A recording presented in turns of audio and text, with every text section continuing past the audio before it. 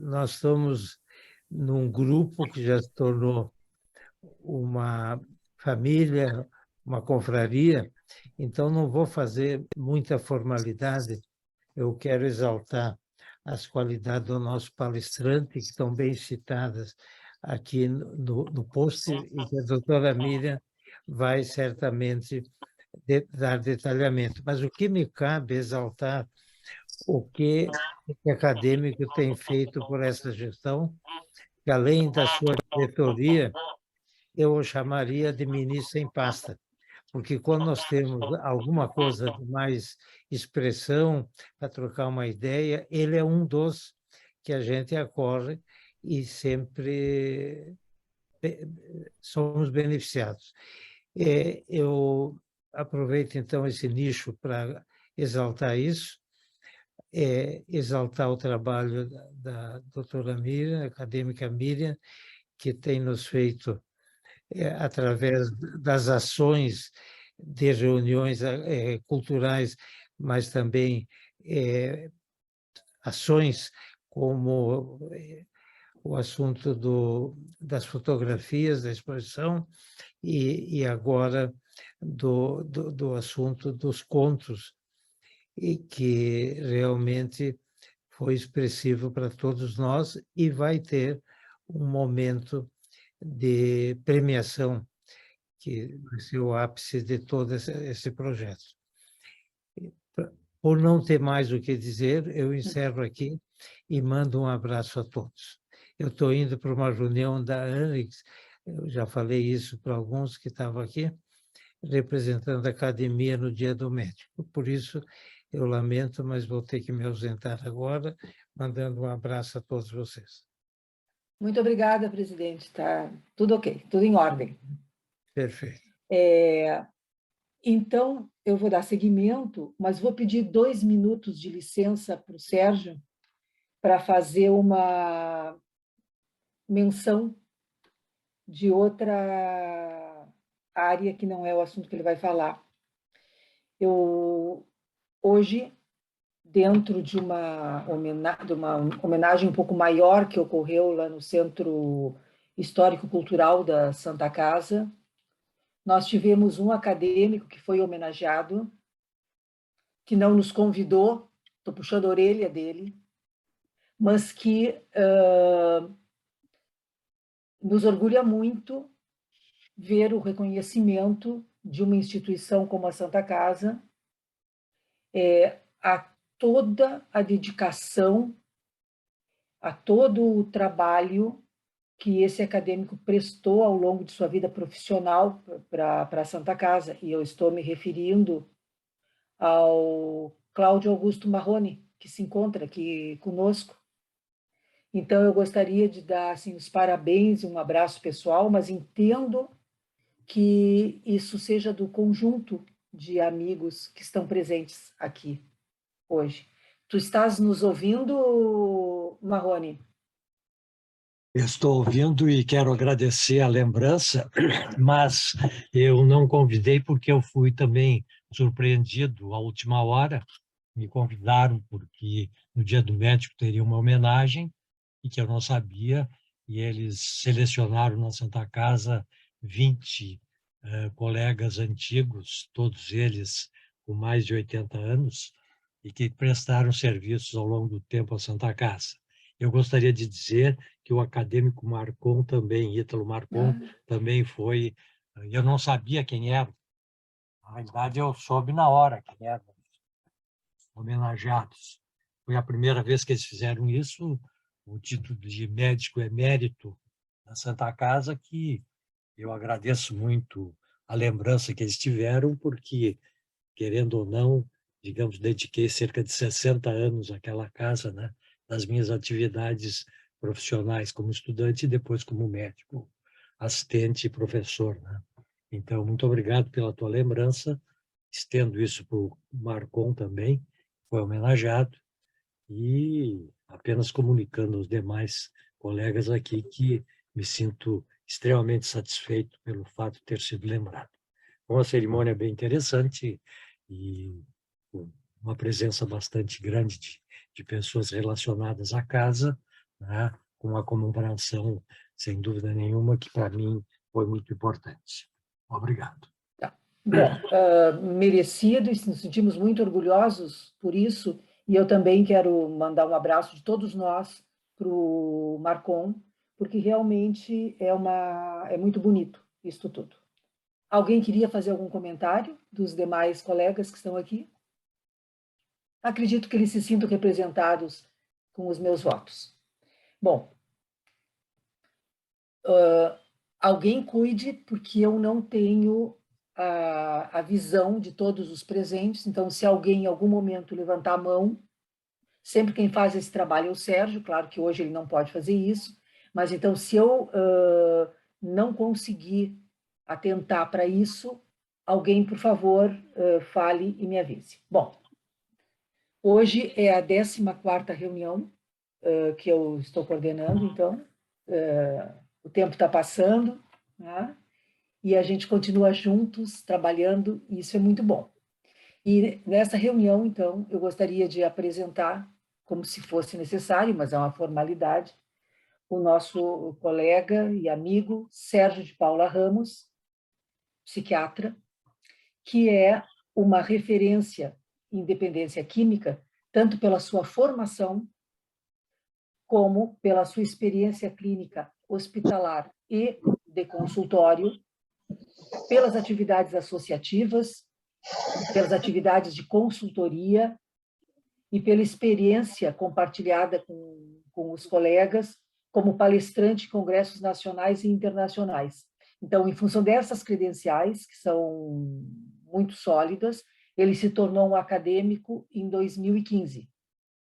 E o interessante é que estou falando assim comigo, nós só nos aproximamos em 2018 em função do gosto pela fotografia. Na verdade, desde aquela época, nós formamos um trio junto com o acadêmico Neumann. Bom, o Sérgio apresenta há alguns anos, eu não sei qual é o nome oficial do Congresso Nacional de Psiquiatria, eu vou chamar Congresso Nacional. Congresso Brasileiro de Psiquiatria. Congresso Brasileiro de Psiquiatria, análises do ponto de vista médico de possíveis diagnósticos psiquiátricos em alguns expoentes da área cultural. E eu mesma tive a oportunidade de assistir sobre Edvard Munch, na verdade, Munch, em norueguês, né? Em alemão, que é Munch. E Winston Churchill, apresentações impecáveis que ele fez.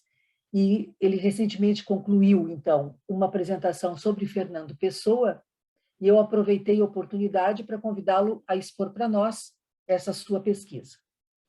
É uma apresentação mínima, esta que eu fiz, porque, a princípio, todos que estamos aqui somos bem ligados e conhecemos as credenciais do palestrante. Acredito que seja isso. Sérgio, vou te passar, então, a palavra para tu iniciares. Muito obrigada. Olha, eu queria agradecer o convite feito pela Miriam, né? Muito honroso. E eu, de fato, tenho dedicado algum tempo, nos últimos anos, para estudar esses expoentes e apresentá-los no Congresso Brasileiro de Psiquiatria. Além do Edvard e do Churchill, eu apresentei sobre o Vinícius de Moraes, o Garrincha, agora vamos conversar hoje sobre Fernando Pessoa, e o ano que vem já está agendado o Hemingway, né? Então, é uma tendência. Agora, eu tenho o dever de fazer um alerta, que é uma conferência médica, não é uma conferência cultural, e que vocês, por favor, me desculpem, porque para os não médicos aqui presentes é um enfoque praticamente médico, né? Então, eu vou compartilhar a minha tela e vocês vão me dizer se já estão vendo. Sim. Dá pra... Tá. Sim. Então, eu achei na obra de Fernando Pessoa uma frase dele que diz assim: tenho me sentido como uma espécie de filme psíquico de um manual de psiquiatria, capítulo Psiconeuroses. E essa frase me deixou curioso, né? Eu já tinha lido uma parte da obra de Pessoa, e sempre me chamou a atenção o caráter depressivo das poesias, dos poemas de Pessoa, né? E ele se autoconfessando um psiconeurótico, né? Então isso aguçou a minha curiosidade, né? E aí, então, eu fiz esse estudo, né? Perguntando se o Fernando Pessoa era um alcoolista, né? E isso me ocupou 1 ano e meio de trabalho, né? E nesse 1 ano e meio, eu li fundamentalmente 3 biografias, né? A do João Gaspar Simões, Vida e Obra de Fernando Pessoa, escrito em 1950, a do Robert Belchon, Fernando Pessoa, Estranho e Estrangeiro, em 1998, e o José Paulo Cavalcante Filho, Fernando Pessoa, uma quase autobiografia. Eu acho que para a matéria que nós vamos expor aqui hoje, é relevante a gente fixar as datas das contribuições desses biógrafos, porque separados em quase 30 anos, 20 anos um do outro, né, os conceitos sobre alcoolismo nesse tempo foram mudando. E então a gente tem que olhar também à luz dos referenciais da época, né? Além disso, eu tive uma gostosa conversa com o padre Ricardo, que é o curador atual da Casa Fernando Pessoa. Estive com ele em janeiro, um longo papo, né? E isso também me ajudou na pesquisa. Se depois de eu morrer quiser escrever a minha biografia, não há nada mais simples. Tem só 2 datas, a de minha nascença e a da minha morte. Entre uma e outra coisa, todos os dias são meus. E eu cometi essa invasão de privacidade com meu amigo Pessoa. Estou eu ali sentado em frente à Brasileira, em Lisboa, junto com a estátua dele, né? Essa foto foi feita pela Ana e foi em janeiro desse ano, né?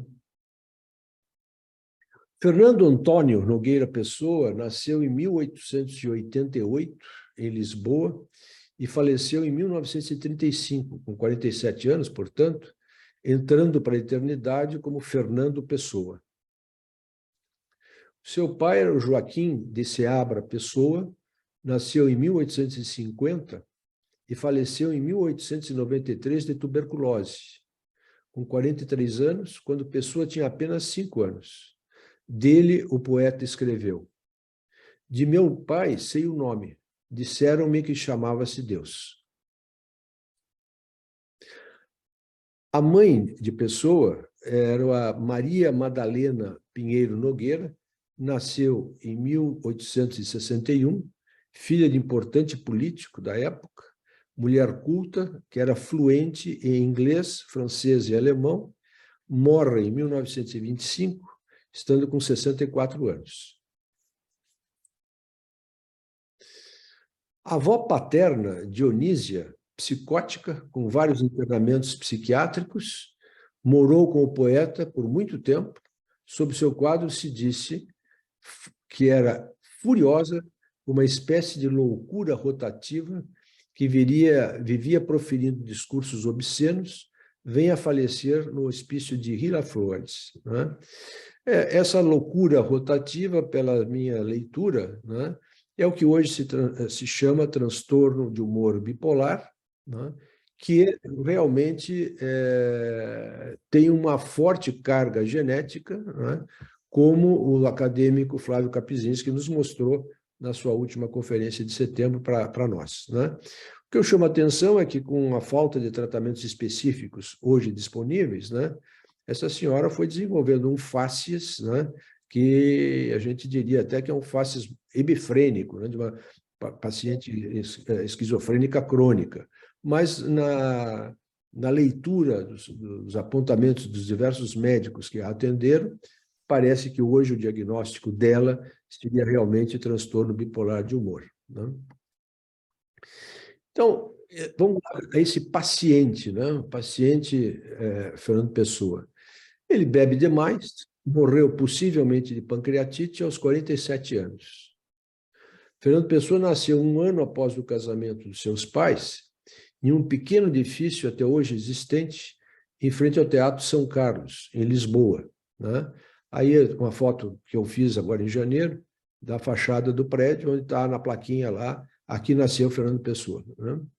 Quando tinha 3 anos, o seu pai é afastado do convívio familiar devido a estar com tuberculose, e ele vem a falecer 2 anos após.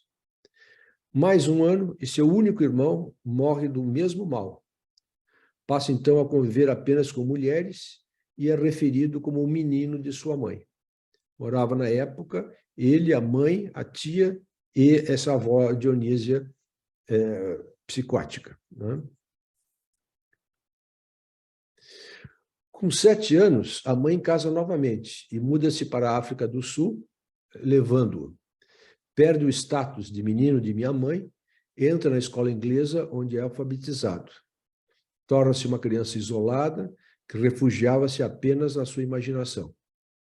Tinha 8 anos quando nasce sua irmã do segundo casamento da mãe, e com 10, outra irmã, que vem a falecer 3 anos depois. Com 12, ganha um irmão e com 14, o outro. Teve mais um irmão aos 16, que morre aos seus 17. Desse modo, até os 17 anos, Pessoa enterrou o pai, um irmão do primeiro casamento, a mãe, o primeiro casamento da mãe, mais 2 irmãos, além da avó materna, né? E com essa idade, ele retorna a Lisboa e dela não mais saindo. No ano seguinte, morre a sua avó paterna, a Dionísia, né? Diagnosticada como psicótica. De sua infância, o poeta dirá: eu era feliz e ninguém estava morto. Na casa antiga, até eu fazer anos, era uma tradição de há séculos, e a alegria de todos e a minha estava certa como uma religião qualquer. E de não ter as esperanças que os outros tinham por mim, quando vinha a ter esperanças, já não sabia ter esperanças. Quando vinha a olhar para a vida, perdera o sentido da vida. Então, um olhar bastante melancólico sobre a sua própria infância, eivada de mortes sucessivas. Aqui eu tentei fazer uma linha do tempo para a gente se localizar em torno dos eventos principais da vida do poeta. Então, ele nasce em 1888, com 3 anos o pai é afastado do convívio familiar, com 5 morre o pai, com 6 morre o único irmão do primeiro casamento, aos 7 a mãe casa novamente e vai com ele para Durban, África do Sul, né? E aí perde o status de menino de sua mãe. Ele sentia-se privilegiada, né, por justamente ter a mãe sozinho para ele, né, ainda mais a tia, ainda mais a avó, né, e perdeu tudo isso com o casamento, o segundo casamento da mãe, né? Fato seguinte, é alfabetizado em inglês, né, e seus primeiros escritos são todos em inglês, né? E aos 17 anos, quando volta para Lisboa, ele já tinha na biografia dele esse festeirê de mortes, né? Perder a avó materna, o pai e 3 irmãos, né? Aos 18 anos, morre-lhe a avó paterna, psicótica, morreu no hospício, né? E nessa idade, começam então os relatos que ele começou a fumar e a beber. Aos 28 anos, se suicida Sá Carneiro, seu único amigo na vida, né? Aos 35, perde o padrasto e aos 37, a mãe. Nessa idade, no dizer do próprio poeta, bebe o dia inteiro rios de álcool. Aos 36, ele tem o que ele descreve como seu dia triunfal. E aqui nós temos que olhar isso mais devagar, porque, como eu vou esclarecer adiante, né, ele escreveu ininterruptamente por 30 horas. Então, os psiquiatras poderão desconfiar que sim, isso aí foi um episódio maníaco, né? Depois eu quero ouvir a opinião dos psiquiatras aqui presentes, né? Mas pareceu-me que sim, né? E ele tinha, o Fernando Pessoa, o hábito de escrever de pé, né? Então ele passeava pelo quarto dele e ia na escrivaninha, era uma espécie assim de mesa alta, onde ele escrevia de pé, né? Aos 38, depressão sem fundo, no dizer dele. né? Aos 43 é descrito, ele como que sempre foi magrinho na vida toda, né? É descrito como gordo e muito nervoso. Morre aos 47 anos, possivelmente de pancreatite. Pessoa torna-se, com o passar dos anos, cada vez mais a pessoa que Saramago descreve. Um anjo marinheiro, um desconhecido de si próprio, um estrangeiro lúcido de si mesmo, um homem que nunca existiu, um sincero mentiroso, um insincero verídico. Já nesta época, dormia tarde e acordava muito cedo, com o galo, com o humor constantemente deprimido. Já fumava 80 cigarros por dia e em todos os lugares. E gostava de associá-los a café acompanhado de conhaque. E jamais pensou em parar com ambos. Não sou nada, nunca serei nada. Não posso querer ser nada. A parte disso, eu tenho em mim todos os sonhos do mundo. E já aos 18 anos, no dizer do seu biógrafo José Paulo Cavalcante Filho, desenvolve o gosto pelos ideais republicanos e pelas garrafas. Sou o rosto de todos os cansaços, a dor de todas as angústias, dizia ele aos 25 anos.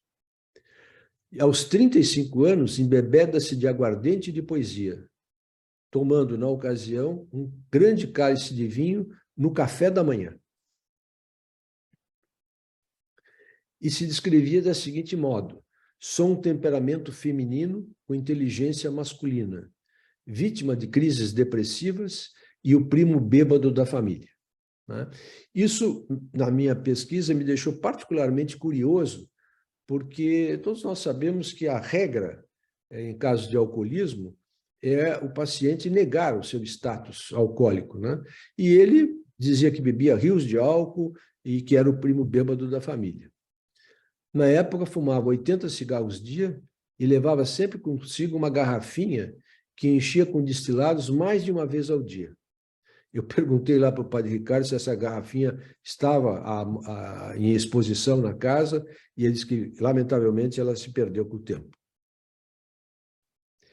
E é possível que tenha morrido virgem aos 47 anos de idade, não é? Ele teve um único amor, Ofélia Queiroz, não é? E foi um amor, embora os dois trabalhassem na mesma sala, não é? Em uma certa ocasião, foi um amor platônico, porque trocavam-se com frequência poesias, escritos e pouco relacionamento pessoal, né? E existe, sei lá, uma biblioteca inteira psicanalítica vendo o Pessoa criado só por mulheres, e ele mesmo dizendo que ele tinha um temperamento feminino, né? E no poema Tabacaria, ele diz que ele muitas vezes percebia piscadas de rapazes para ele, né? Parece que ele era muito mais uma pessoa assexuada do que um homossexual, né? Todas as cartas de amor são ridículas. Não seriam cartas de amor se não fossem ridículas. Também escrevi em meu tempo cartas de amor, como as outras, ridículas. As cartas de amor, se há amor, têm de ser ridículas. Mas, afinal, só as criaturas que nunca escreveram cartas de amor é que são ridículas, né? Num dos seus poemas mais conhecidos, né? E aí nós caímos na pleiade de heterônimos de Pessoa. Ele criou um heterônimo que chamava Pessoa, Álvaro de Campos, Alberto Caeiros, Ricardo Reis, Bernardo Soares, e, para minha surpresa, mais 123 heterônimos, né? Lembrando vocês que os heterônimos são personagens, né, criadas por ele, né, que tinham dia de nascimento, dia de morte, um estilo literário próprio, né, e ele, em um certo momento da vida, se interessou por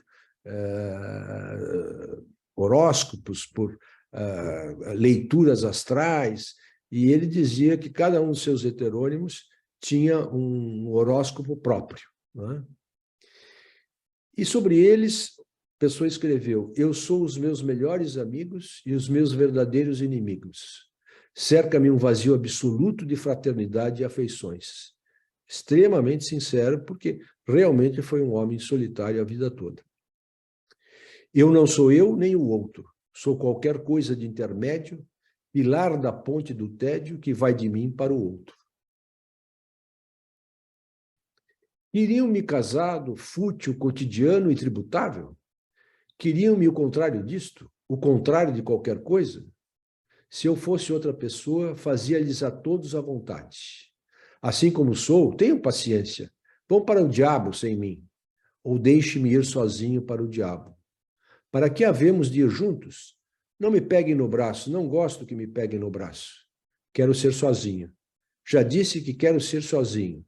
Ah, que maçada quererem que eu seja de companhia. Em 8 de março de 1914, então com 36 anos, ele tem o que ele chamou de um dia triunfal em sua vida, quando escreve ininterruptamente durante 30 horas. E aos 38 descreve o seu estado. Estou no fundo de uma depressão sem fundo. O absurdo da frase falará por mim. Ó mar salgado, quanto do teu sal são lágrimas de Portugal. Por te cruzarmos, quantas mães choraram, quantos filhos em vão rezaram, quantas noivas ficaram por casar para que fosses nosso, ó mar. Valeu a pena? Tudo vale a pena se a alma não é pequena. Quem quer passar além do bojador, tem que passar além da dor. Deus ao mar, o perigo, o abismo deu, mas nele é que o espelhou o céu. Então, o que se pode comentar sobre o caso clínico do Pessoa, né? Ele perdeu o pai aos 5 anos, passou pelo luto precoce de perdas de 3 irmãos, conviveu com uma avó psicótica, que contribuiu certamente para a genética dele, não é? E com uma tia materna descrita como de temperamento nervoso. Desde cedo tinha... Está dando... Alguém precisa desligar o microfone. Desde cedo tinha sentimentos de estranhamento consigo e vítima de melancolia durante largos períodos da sua vida. Churchill descreve esse estado como cão negro, Pessoa como onda negra. Descreveu-se sempre como um louco e passou a vida conversando com sua amargura. Recebeu diferentes diagnósticos psiquiátricos: esquizofrenia, personalidade esquizoide com traços depressivos, transtorno de humor bipolar, fobia, compulsividade com ideação suicida. Além de todos mencionarem que bebia muito e que seu alcoolismo era uma espécie de suicídio crônico. Especificamente sobre seu consumo de álcool, né? Consumiu bebidas alcoólicas em doses crescentes desde os 17 anos, desenvolvendo alta tolerância a ponto de ninguém jamais tê-lo visto bêbado. Aparentemente, entrou em delirium tremens por 3 vezes. E uma dessas vezes precisaram arrombar a porta do seu quarto e o encontraram desmaiado. Um ano antes de sua morte, escreveu: um internado no manicômio é, ao menos, alguém. Eu sou internado no manicômio sem manicômio. Estou doido a frio, estou lúcido e louco. Estou alheio a tudo e igual a todos. Estou dormindo desperto com sonhos que são loucura, porque não são sonhos. Estou assim. E aqui uma foto, uma legenda bastante intrigante, né? Porque ele foi fotografado por um amigo na Brasileira, tomando aí um aguardente, alguma coisa assim. E o amigo mandou a foto para ele. E ele botou a legenda: Fernando Pessoa em flagrante delito, né? Quer dizer, fazendo um humor do próprio Estado. Sobre sua morte, então, vamos ver, né? Para o José Gaspar Simões, foi de cirrose descompensada. Isso em 1950. Né? Versão que perdurou até 2011, quando o pernambucano José Paulo Cavalcante Filho desconstruiu esse diagnóstico em base da sintomatologia apresentada no informe hospitalar: febre, dor abdominal intensa, náuseas e vômitos, levantando a hipótese de pancreatite, né? Mas no atestado de óbito consta obstrução intestinal.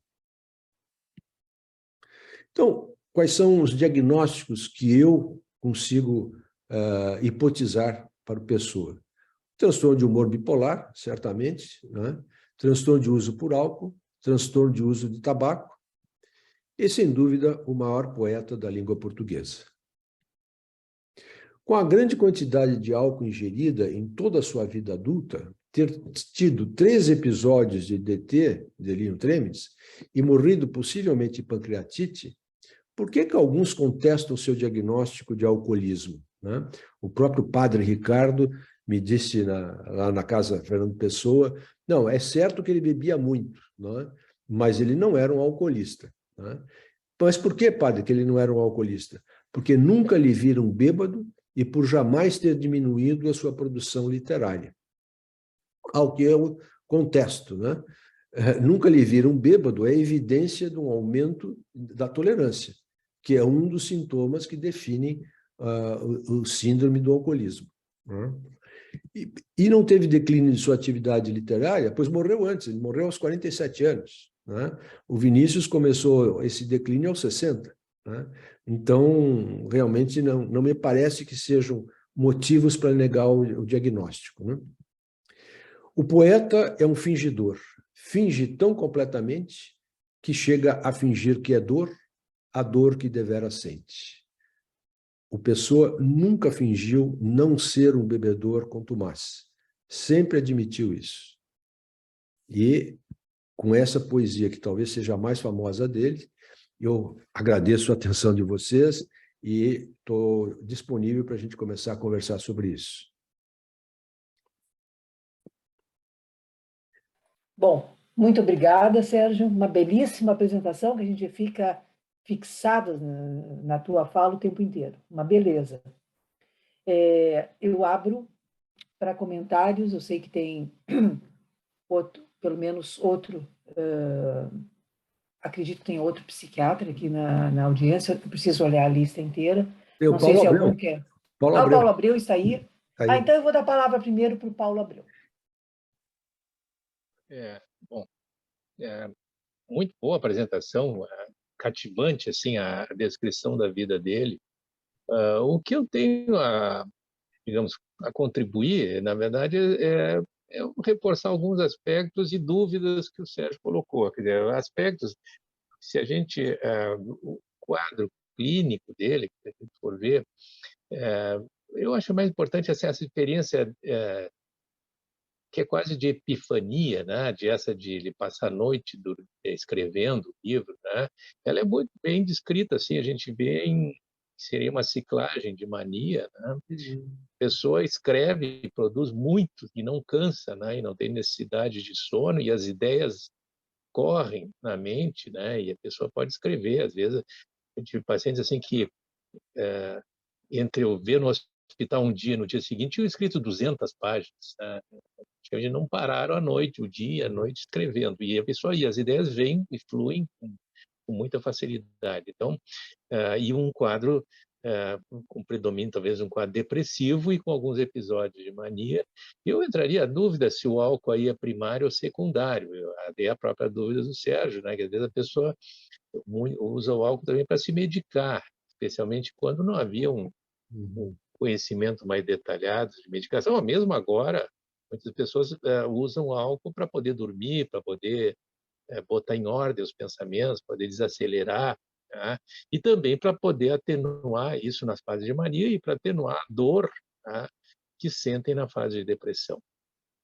Ele tem uma história familiar, a descrição da avó me lembra mais um quadro seria ou esquizofrenia ou transtorno bipolar, mas parece a clássica psicose maníaco-depressiva, porque ela tinha fases que falava palavrões e falava demais, né? Então, isso parece mais uma doença maníaco-depressiva que não tinha sido tratada e uma evolução desfavorável, e morrendo cedo.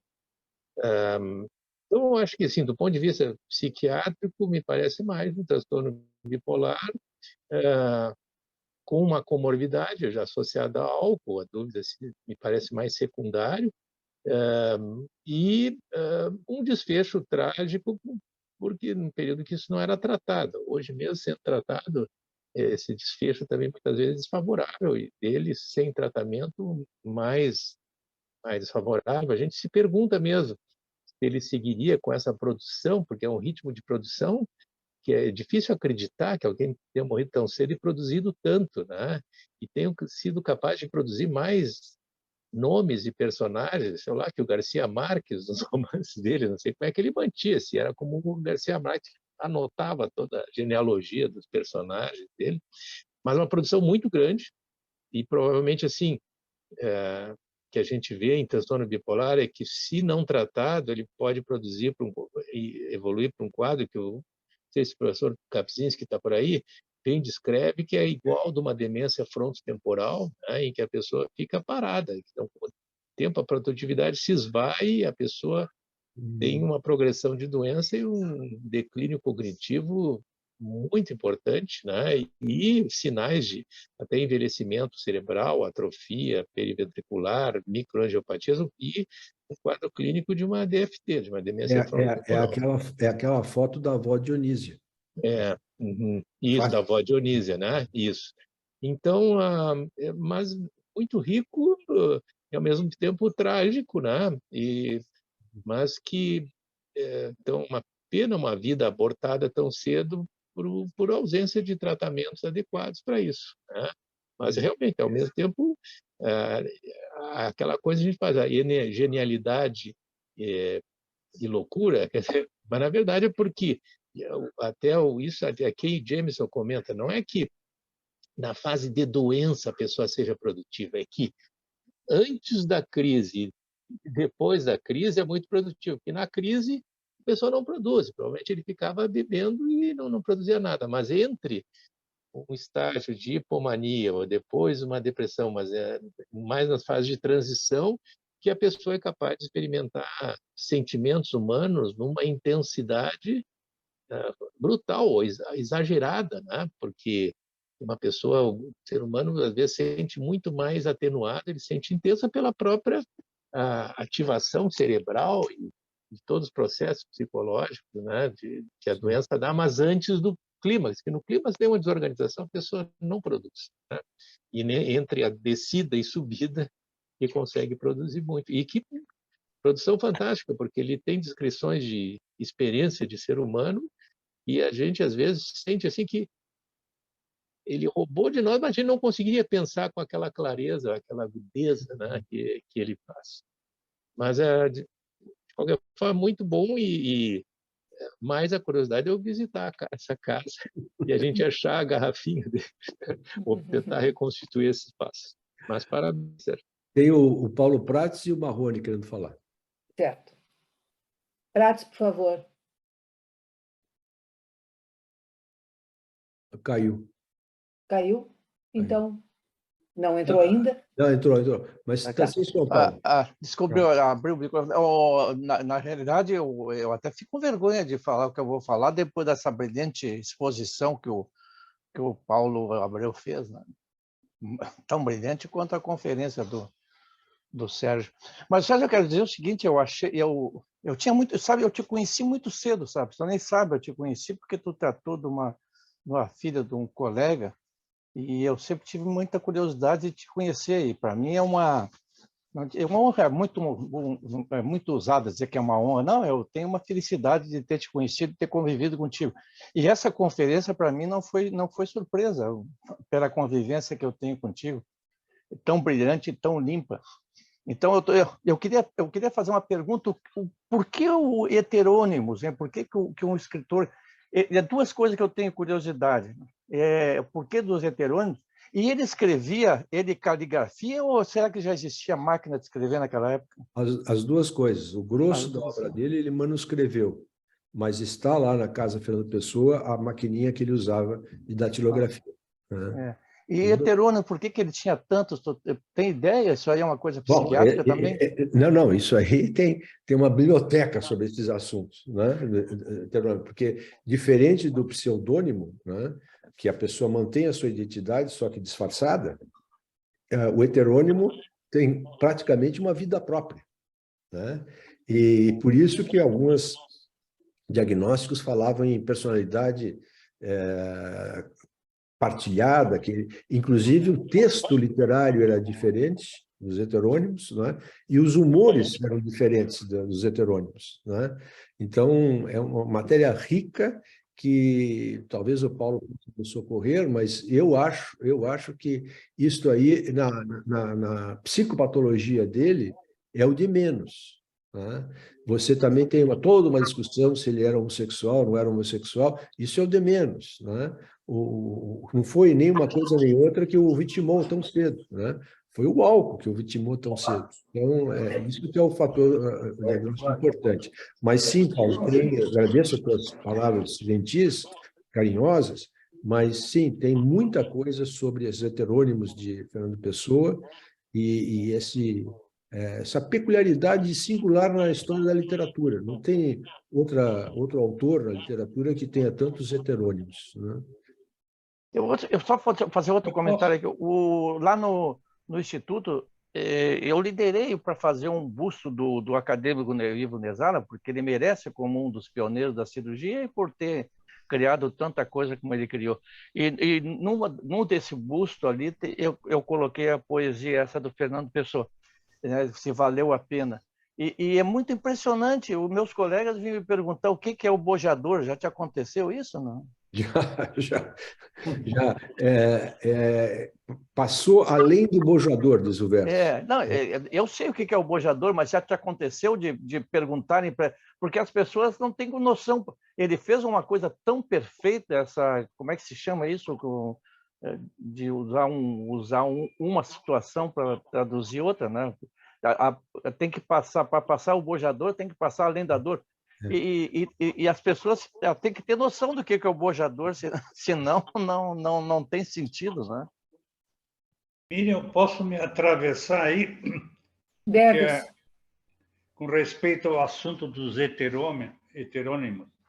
Deve. Há anos atrás, quando eu tive a primeira vez contato com a literatura do Fernando Pessoa, viu, Paulo? Eu também achava que esses heterônimos eram pseudônimos. Era a minha crença no início, mas depois eu vi que são criações literárias, são personagens com vida própria. Eles têm biografia própria, data de nascimento diferente. O Álvaro de Campos, o Bernardo, o Caeira, né? Eles têm data de nascimento. E, como disse o Sérgio, isso é um exemplo único na literatura. Não existe outro escritor nesse universo que tenha se expressado dessa maneira, sem considerar aspectos psiquiátricos aí. E há quem diga que ele é o maior fingidor, que ele já usou essa palavra também, né, Sérgio? Da literatura universal, o maior fingidor, pelo uso dos heterônimos. Muito, muito brilhante a tua palestra, Sérgio, como sempre. Miriam. Um abraço. Pois não, Marrone? Bem, eu não sou psiquiatra, sou um reles clínico. E, digamos assim, vendo tudo isso, eu poderia dizer assim, mas esse Fernando Pessoa era muito louco. Tá? Era muito louco. Bem, e poderia dizer que ele teria, assim, com todos os heterônimos, um indivíduo que tinha múltiplas personalidades? Sim. Poderia-se dizer que ele, em cada heterônimo, fugia um pouco da outra personalidade e da personalidade de base dele, que ele talvez não suportasse? Ah, então, vamos dizer assim, porque ele tinha realmente uma vida completamente fora do habitual. Quer dizer, e ele, vamos dizer assim, fugia. O que estava fazendo? O que ele dizia que era e não era? Porque várias das poesias dele, ele tinha isso, mas não tinha aquilo. E daí tinha o contrário e não aquilo. Quer dizer, então, dando uma ideia assim de contrastação de situações de ser e não ser, de ter e não ter, de ir e não ir, de vir e não vir. Quer dizer, uma situação, vamos dizer assim, inclusive com a rima, né, que fechava todo o conjunto. Bem, mas, digamos, eu queria sair da psiquiatria. E agora o Menck deu um tópico e eu peguei uma palavra e é assim, ele seria o maior fingidor da literatura, certo? Foi isso? Bem, mas aqui eu vou dizer o seguinte, peguei o fingidor para dizer que na história toda eu não ouvi nenhuma vez a palavra dor, apenas num tópico de uma poesia, né, que apareceu. Onde é que está a dor clínica? E por que eu estou dizendo isso? Porque ele é um alcoolista, ponto. Não tem dúvida. Tem intolerância, bebe muito, depende. E morreu aos 47. Bom, a pancreatite crônica alcoólica é uma doença de jovens. A pancreatite crônica alcoólica é uma doença continuada e que tem como característica clínica fundamental a dor abdominal. E ela ocorre naqueles indivíduos que começam a beber, e a história nossa brasileira é a seguinte, o colono, quando sai de casa e vai para o exército, e daí vai para o exército e ganha um soldo pequeno, que não dá para fazer nada, a não ser na folga do fim de semana e no boteco tomar uma cachaça. E daí ele começa, e toma cachaça. E daí, aos 36 anos, como média de milhares de casos de pancreatite crônica alcoólica que se tem de levantamentos no Brasil, aos 36 anos ele tem pancreatite crônica. E a pancreatite crônica tem uma característica clínica, dor abdominal. Ponto.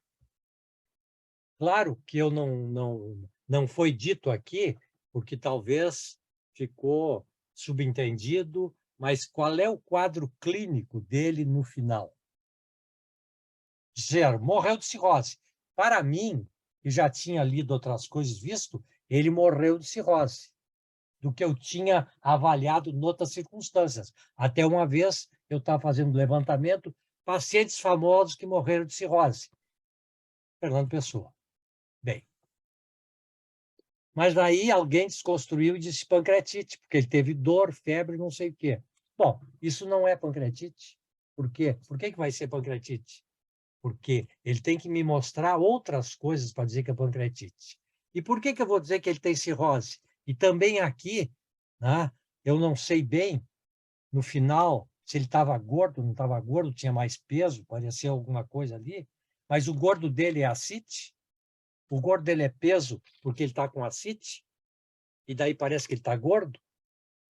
Mas, na realidade, o que ele pode ter? Ele pode ter ascite. E existe na cirrose, digamos, né, uma situação clínica que a gente chama de peritonite bacteriana espontânea. É uma situação clínica que ocorre no paciente cirrótico com ascite e que acontece de repente, que tem febre, dor abdominal, e se não trata, morre. E rápido. Por outro lado, digamos assim, será que ele tinha cirrose?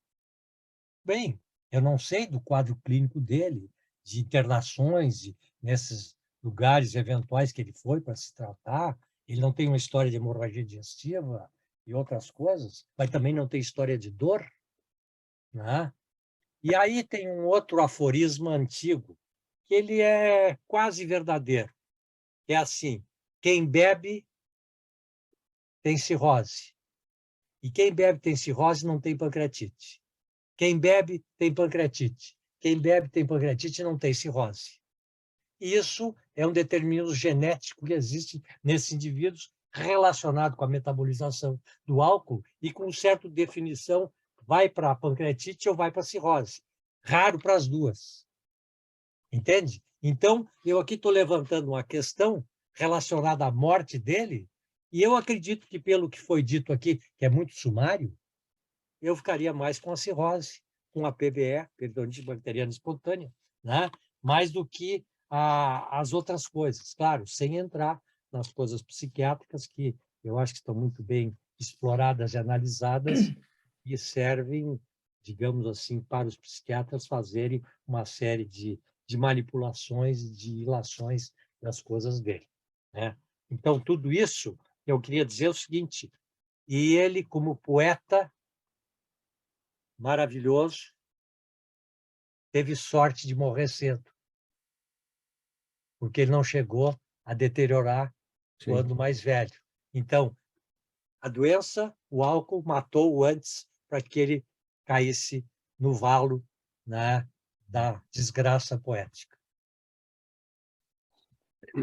Muito Miriam, bem. Eu não sei, se você- alguém quer comentar eu sobre o gostaria. comentário do... É, Então, eu- eu acho que tu deve falar primeiro eu sobre o gostaria de comentário. comentar. De fato, Cláudio, você tem razão no seguinte: o primeiro biógrafo fala em cirrose, né? E como foi escrito isso em 1950, né, perdurou até 2010 essa versão de cirrose, e vai se encontrar muitas páginas da internet que eu pesquisei dizendo como líquido certo que era cirrose. Agora, você que é um estudioso interessado no assunto, talvez seja interessante ler essa biografia de 2011 do Cavalcante Filho, né?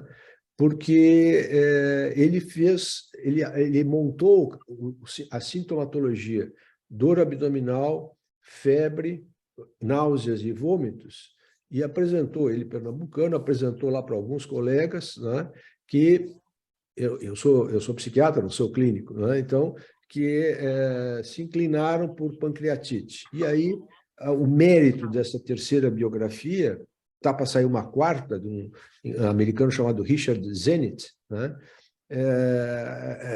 se inclinou, de 2011 para cá, para pancreatite, né? Mas, enfim, isso é matéria aberta, né? Porque o laudo hospitalar, o prontuário hospitalar, que foi acessado pelo Cavalcante Filho, ele fez a síntese de sintomas e sinais que, segundo ele, o afastaram um pouco da cirrose. Mas eu acho que aqui, para a nossa discussão de hoje, se foi cirrose ou se foi pancreatite, né?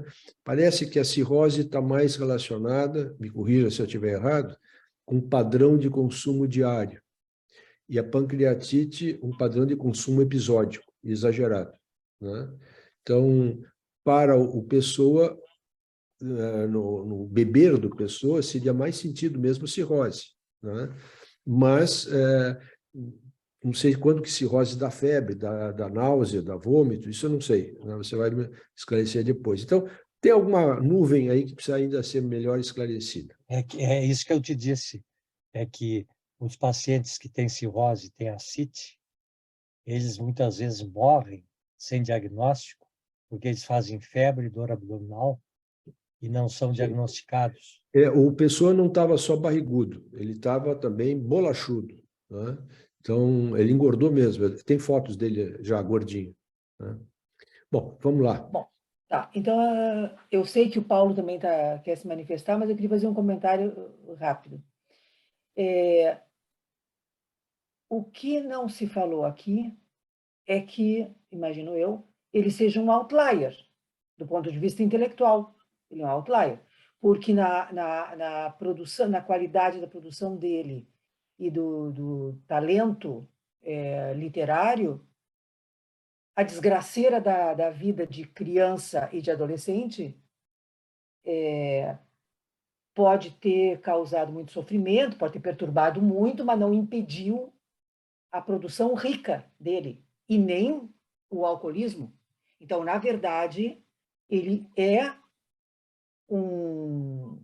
sei lá, eu não gosto dessa palavra de dizer gênio, mas ele é extremamente talentoso independentemente dessas mazelas da vida dele, que talvez pode ter alimentado um pouco mais o teor da escrita, mas ele é assim, bom, imagino eu, tá? E eu tenho uma curiosidade, que é o seguinte, como é que ele se manteve? Como é que ele sobrevivia financeiramente? Uma pergunta bem interessante. Teve períodos na vida do Pessoa que ele foi um mendigo, morando de favor, né? E ele assume isso em algumas poesias, né? Contraindo dívidas que ele sabia que ele não ia pagar, né? Então, ele realmente ele tinha planos muito grandiosos lá no início da juventude.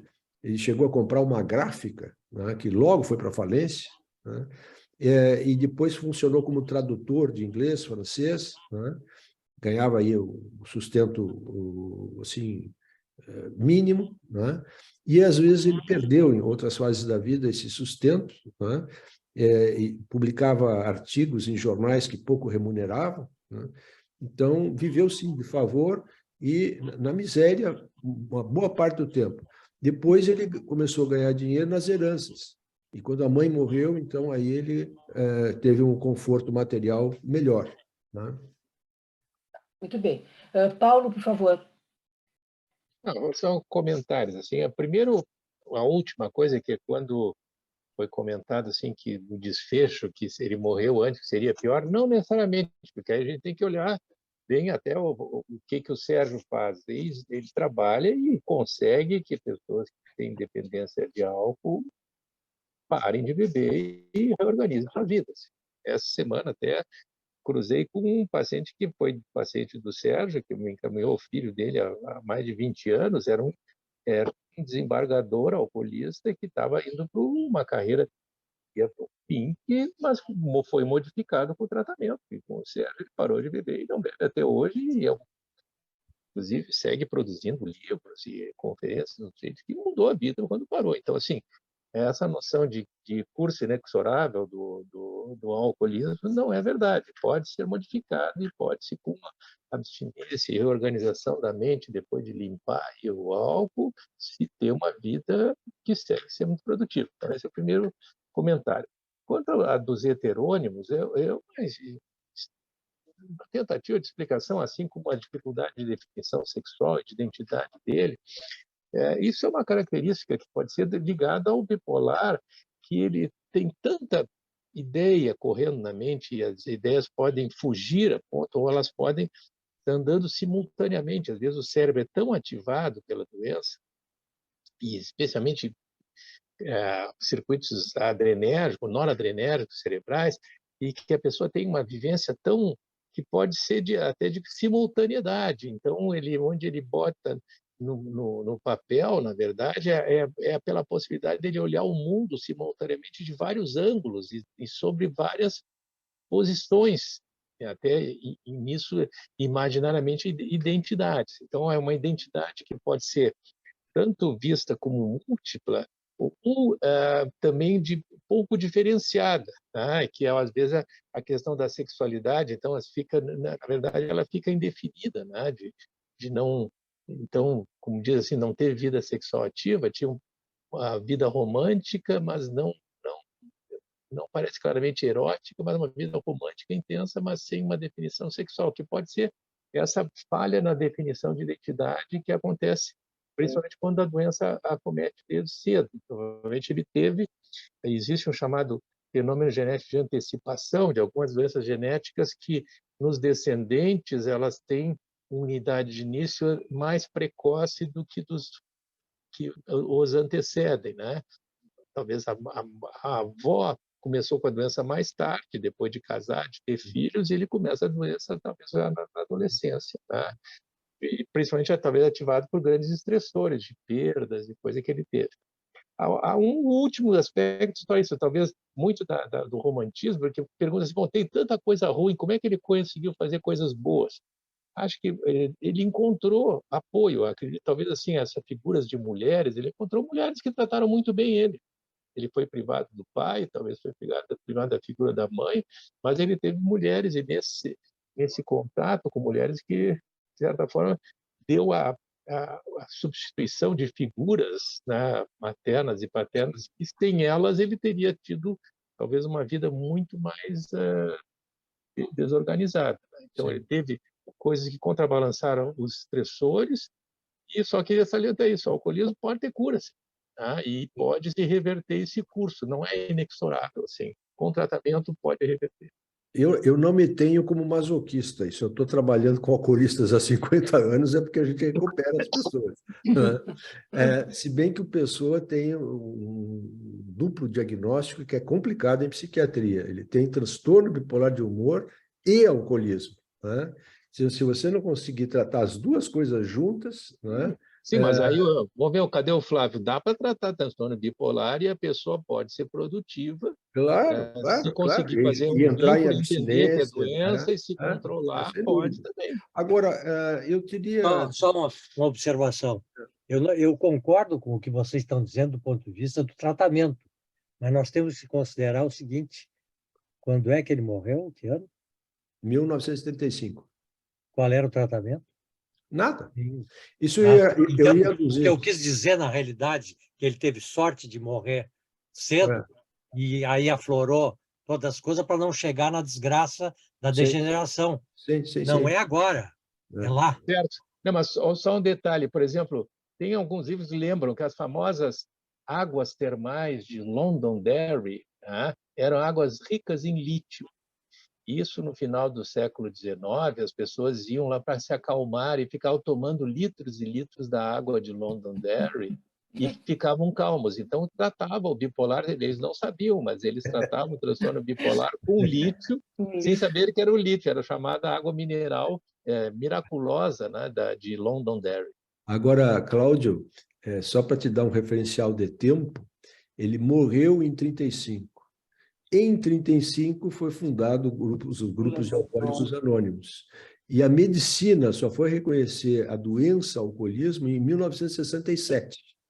Então, realmente não tinha nenhum tratamento específico para isso. O Marchek quer falar. Estão me ouvindo? Perfeitamente. Sim? Sim. Perfeito. Eu sou um ortopedista, portanto, não sou clínico, não sou psiquiatra, né? Então, a minha dúvida é o seguinte: eu tenho um ídolo que se chama Sérgio de Paula Ramos. E esse ídolo fez uma beleza de apresentação.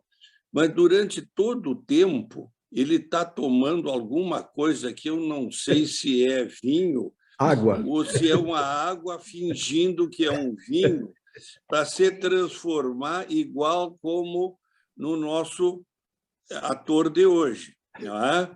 Para mostrar que ele também está no alcoolismo. Não sei se é verdade ou não, por isso que eu faço essa pergunta. Deixa eu te responder. É água para molhar a boca do conferencista que a Ana deixou aqui para mim antes de começar a live. Eu queria perguntar para o Paulo Abreu se ele sabe que se hoje em dia ainda tem algum ponto de águas termais com lítio. Sim, Iraí. Não acredito. Iraí tem uma quantidade de lítio, não é tão alta quanto a de Londonderry, mas, inclusive, ela tem outros minerais, a ponto de que... Mas ela tem.